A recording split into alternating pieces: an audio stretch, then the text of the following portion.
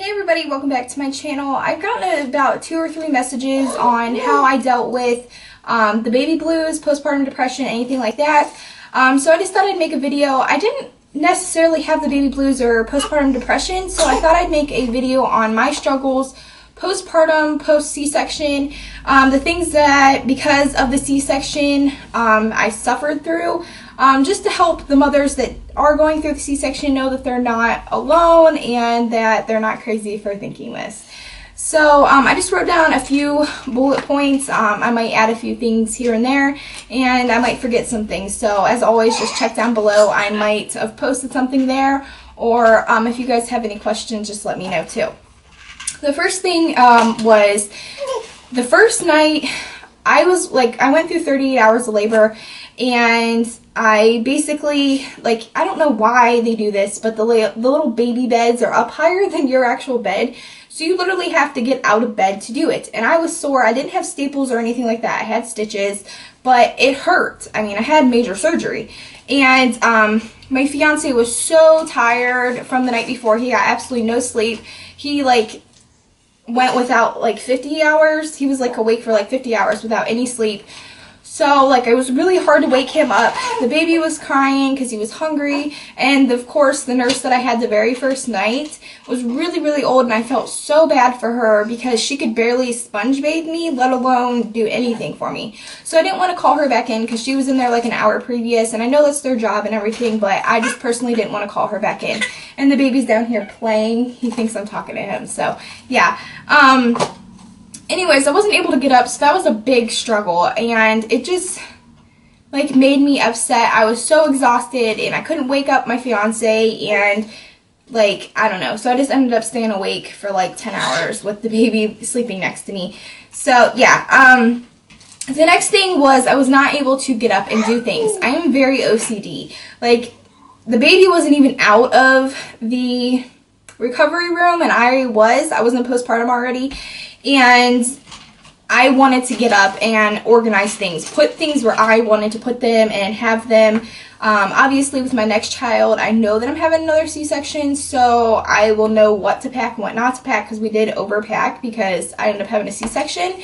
So yeah, I just wanted to get up and put things where I wanted them, put the shower stuff in with the shower, but I just wasn't able to. So that was a big struggle for me, trying to tell people where I wanted stuff, and then they were irritating me because they weren't putting it where I wanted it, and yeah, so that was a struggle too. The next thing was we were in the hospital for 5 days, and we lived in an apartment at the time. It was a 3-story apartment. We lived on the very top, so we weren't able to go home afterwards. We actually had to go to my fiance's dad's house, so it was kind of a struggle. We had to live there for about 3 or 4 days because the baby had a high jaundice, so we had to go to the hospital a whole bunch to get his blood drawn and to his doctor. So we just wanted to wait until that was all done, and then we would go home, because basically once I got upstairs, I was probably not ever going to be able to leave for a while because it was just so painful. So it was a big struggle just trying to have to go there and breastfeeding, and there was nowhere for us to really sleep because I had to sleep on the couch, but he has a couch that's has a really big butt, I guess you could say. So it was really hard to sleep in that. And he had a recliner that I basically sat in the whole day to breastfeed the baby. And it didn't really bother me that my boobs were out. It was just kind of awkward because my father-in-law and me are definitely not close at all. So it was just kind of awkward, my boobs hanging out, but, whatever. And then I was really engorged, so, my boobs, basically had to be out because they wouldn't fit into anything. So that's another thing I struggled with. Another thing, as some of you guys know, I struggled with breastfeeding. Baby latched automatically in recovery. Perfect nurser all the way up until, the 7th or 8th day. He was choking because I was so engorged, and I was told not to pump and blah blah blah, which I should have just not listened ever to any of the doctors, and I should have just pumped off of some of it, or I wish in my breastfeeding classes they would have told me to fight against gravity and lean back. They never told us that, which I am going to mention when I go to WIC and tell them to add that to their class, just because if you are engorged, it helps to fight against gravity.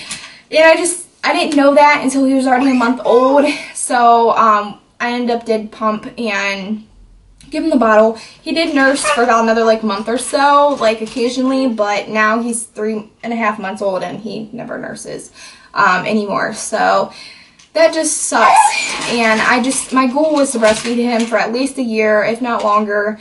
And yeah, it just kind of makes me upset because that bond. And like I went through a period like after he was about 2 weeks old that I would just sit there and bawl when he would be eating out of the bottle. Like I felt worthless. Like I can't breastfeed my baby because I'm choking him, and it like upset me so much that it was so hard for him to nurse because he would choke, and like that just made me so depressed. Like for about 1 to 2 weeks, I just like cried all the time every time he ate out of a bottle because I just didn't want him to, and there was nothing I could really do because nobody was really helping me and telling me anything. And yeah, and still to this day I still struggle with him not actually nursing off of me. It still upsets me dearly. I hate pumping. I hate it. It hurts, and I miss that bond. So I think that's kind of the reason why I co-sleep still, is because that's a bond. And yeah, I mean, I'm his mom. We have a bond, but still, it's just a different type of bond when you breastfeed.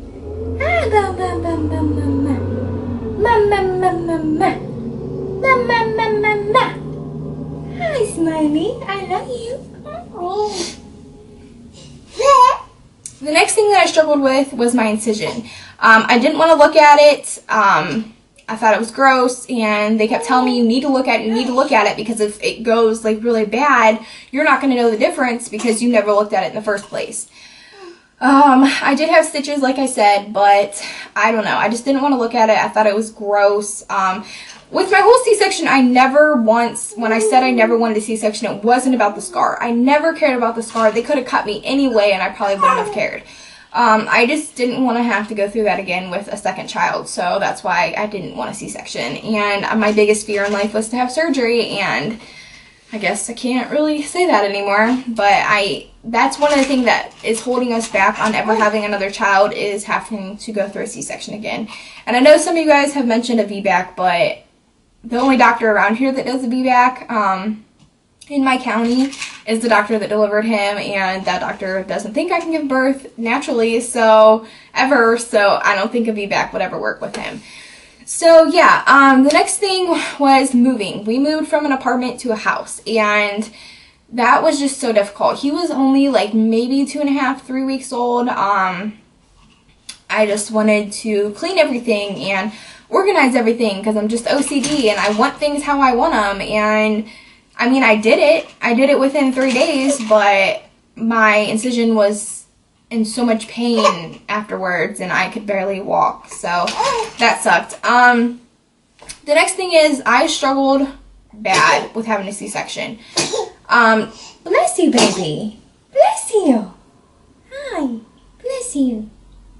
I struggled really, really bad. I would cry. I would bawl in the shower, and like, just knowing, like, my doctor made me feel like I couldn't give birth naturally, that I was worthless of a woman. Like, I just couldn't do it, even though I know deep down I could have done it. I shouldn't have listened to him, but it was either that, sign C-section papers, or the death papers. So I, of course, signed the C-section papers, but he just made me feel worthless. Like, I wasn't a woman, and I failed, and like I would just bawl and bawl and bawl about it because that's just how I feel.